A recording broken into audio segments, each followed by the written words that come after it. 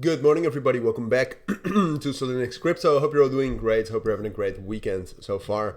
And welcome to this new video on Rndr. I wanted to do an update on that. I know there's a very loyal community around Cilinix Crypto still holding and trading Rndr.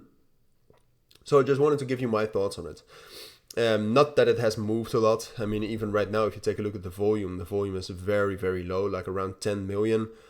That might actually be the lowest we've been in the last month. No, the 12th of August we were also that low when we got into this consolidation area. But overall, it's bearish, all right? And I'll tell you about it. I'll tell you what I expect from here, because we are nearing some sort of a major support level. So that's going to be interesting. And there's also a bit of opportunity in that level, I think. At least on the short term, but overall, I'll just try to give you as much of a thorough overview of what's going on with Rndr. All right, so that's what we'll do. Before we dive into that, though, I do want to mention that I have my own premium trading group in which I share my own trades.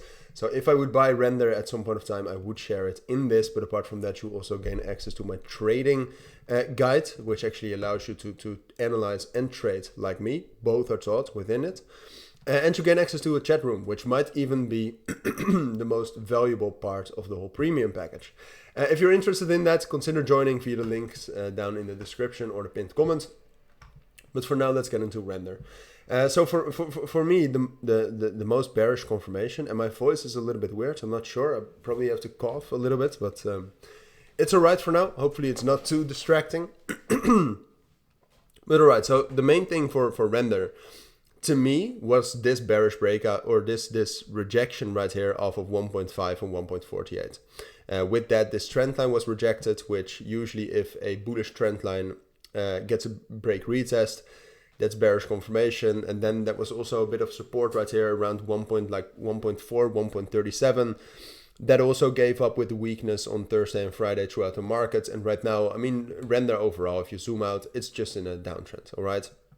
So it's the beginning of a new month, Monday, which usually is pretty volatile, and that could actually cause some bullish momentum right here up towards 1.4, 1.45. I don't think, I think 1.5 is already too high. Perhaps if Bitcoin gets a big spike up towards 26,600, then a spike like that is possible. But overall, I think it's way more likely that Rndr will either just continue from current levels or gets a little bit of bullish momentum and then continues dropping down from there, down towards 1.25, which is also where Rndr spiked down to. I think that's the next support, and I expect some support from there.